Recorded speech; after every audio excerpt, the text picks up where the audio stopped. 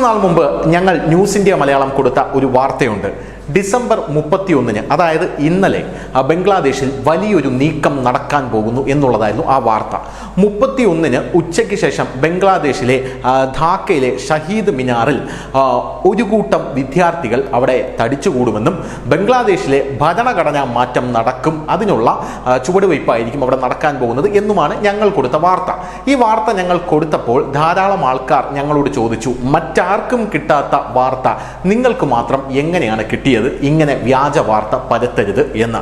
കഴിഞ്ഞ ദിവസത്തെ സകല മാധ്യമങ്ങളും അന്താരാഷ്ട്ര മാധ്യമങ്ങളും നിങ്ങൾ എടുത്തു നോക്കിക്കോളൂ, അവരെല്ലാവരും ഈ വാർത്ത റിപ്പോർട്ട് ചെയ്തിട്ടുണ്ട്. കഴിഞ്ഞ ദിവസം ഞങ്ങൾ പറഞ്ഞതുപോലെ ഉച്ചയ്ക്ക് ശേഷം അവിടെ ധാക്കയിലെ ഷഹീദ് മിനാറിൽ വിദ്യാർത്ഥികൾ തടിച്ചു കൂടുകയും ചെയ്തു.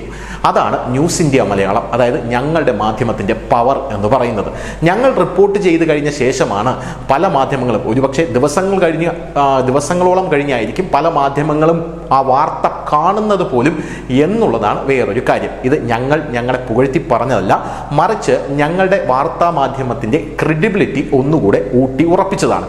ഇനി ഇപ്പോൾ വരുന്ന റിപ്പോർട്ടുകൾ അനുസരിച്ച് ബംഗ്ലാദേശിൽ സമാനമായ രീതിയിൽ, അതായത് ഇതിൻ്റെ ചുവട് പിടിച്ച് ഈ ഭരണഘടനാ മാറ്റത്തിനായി അവിടെ വിവേചന വിരുദ്ധ വിദ്യാർത്ഥി പ്രക്ഷോഭം, ഷെയ്ഖ് ഹസീന പുറത്തായത് ഈ വിദ്യാർത്ഥി പ്രക്ഷോഭം മൂലമാണ്. അതിനുശേഷം ഷെയ്ഖ് ഹസീനയ്ക്ക് നേരെ തിരിഞ്ഞവർ ന്യൂനപക്ഷങ്ങൾക്ക് നേരെ തിരിഞ്ഞു. ഇപ്പോഴവർ ഭരണഘടനയ്ക്ക് നേരെയും യൂനസിനെതിരെയും തിരിഞ്ഞിരിക്കുകയാണ്. യൂനസിനെ പ്രസിഡന്റ് ആക്കാമെന്നാണ് അവരുടെ വാദം എന്ന് പറയുന്നത്. ഇപ്പോഴിതാ ഭരണഘടന മാറ്റണം എന്നുള്ള അവരുടെ ആവശ്യമുണ്ട്. ഈ ഭരണഘടന മുജീബിസ്റ്റ് ചാർട്ടർ, ഈ ഭരണഘടന ഇന്ത്യക്ക് ബംഗ്ലാദേശ് ഭരിക്കാൻ അനുവാദം കൊടുക്കുന്ന ഭരണഘടനയാണ്. ഇതെടുത്ത് മാറ്റിയിട്ട് പുതിയൊരു ഭരണഘടന അത് ഞങ്ങൾ കൊണ്ടുവരുമെന്നാണ് അവർ പറയുന്നത്. ആ ഭരണഘടനയിലെ ആദ്യത്തെ അവരുടെ ആവശ്യമെന്ന് പറഞ്ഞാൽ ബംഗ്ലാദേശിന്റെ പേര് മാറ്റണം, ഇസ്ലാമിക് റിപ്പബ്ലിക് ഓഫ് ബംഗ്ലാദേശ് ആക്കണം എന്നുള്ളതാണ്. ചുരുക്കം പറഞ്ഞു കഴിഞ്ഞാൽ ശരീഅത്തും സുന്നത്തും നടപ്പിലാക്കാനുള്ള ഭരണഘടനയാണ് എന്നുള്ളതാണ് വസ്തുത. ഇതേ സംഭവത്തെ ചുവട് പിടിച്ചുകൊണ്ട് അതിൻ്റെ പ്രാരംഭപടിയായി ഇന്ന് ബംഗ്ലാദേശിൽ നിന്നൊരു സുപ്രധാനമായിട്ടുള്ള ഒരു റിപ്പോർട്ട് പുറത്തു വരുന്നുണ്ട്.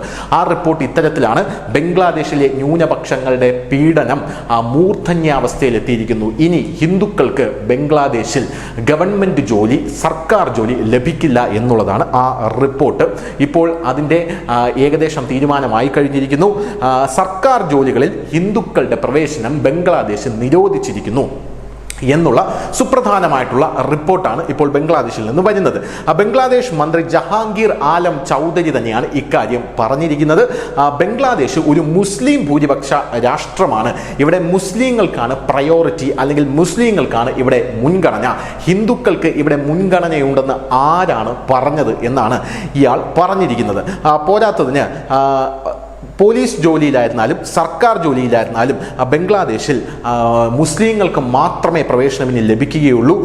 അത് പോലീസായാലും സർക്കാർ ജോലിയായാലും മുസ്ലിങ്ങൾക്ക് മാത്രമേ മുൻഗണന ലഭിക്കുകയുള്ളൂ. പോലീസ് ഡിപ്പാർട്ട്മെൻറ്റിലെ കോൺസ്റ്റബിൾ മുതൽ ഉയർന്ന റാങ്കുകളിലേക്ക് വരെ ഇനി മുസ്ലിങ്ങൾ മാത്രം മതി എന്നുള്ളതാണ് ഇവരുടെ ആദ്യത്തെ നിലപാട് എന്ന് പറയുന്നത്. ഹിന്ദുക്കളെ നിയന്ത്രിക്കുന്ന സർക്കാരിൻ്റെ പുതിയ ഉത്തരവും അവിടെ പുറത്തിറങ്ങി എന്നാണ് നമുക്ക് മനസ്സിലാക്കാൻ സാധിക്കുന്നത്.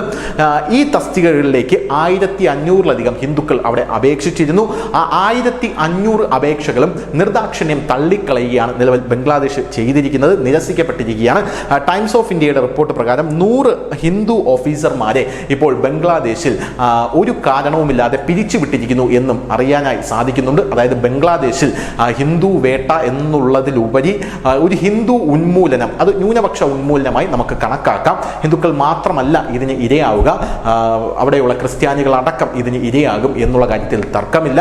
ആദ്യത്തെ പടിയായി അവർ ശരീഅത്തിലേക്ക് പോകുന്നു. മുസ്ലിങ്ങൾക്ക് മാത്രമാണ് ഇവിടെ എല്ലാം ലഭിക്കുക എന്ന് പറയുന്നു. അതിൻ്റെ ആദ്യത്തെ പടിയായി ഗവൺമെൻറ് ജോലികളിൽ ഇനി മുസ്ലിങ്ങൾ മാത്രം മതി എന്ന് പറയുന്നു. വളരെ വലിയ രീതിയിലുള്ള പ്രതിസന്ധി അവിടെ നിലവിൽ ന്യൂനപക്ഷങ്ങൾക്ക് ഉണ്ടായിക്കൊണ്ടേ ഇരിക്കുകയാണ്. വിദ്യാർത്ഥി പ്രക്ഷോഭം ശക്തിപ്പെടാനായി വീണ്ടും പോവുകയാണ്. യൂനസിന് പ്രസിഡന്റ് സ്ഥാനം കൊടുക്കാമെന്നാണ് പറയുന്നത്. എന്തു തന്നെയായിരുന്നാലും ബംഗ്ലാദേശിലെ ഹിന്ദുക്കൾ 2 ദിവസം മുമ്പ് ഇന്ത്യയോട് പറയുകയുണ്ടായി, നിങ്ങൾ UN-ൽ ഞങ്ങൾക്ക് വേണ്ടി സംസാരിക്കണം, അത് അത്യന്താപേക്ഷിതമാണ്, കാരണം ഞങ്ങൾ ഇവിടെ നിങ്ങൾ കരുതുന്നതിനെക്കാട്ടിലും ദുരിതത്തിലാണ് എന്ന്. News desk, news India Malayalam.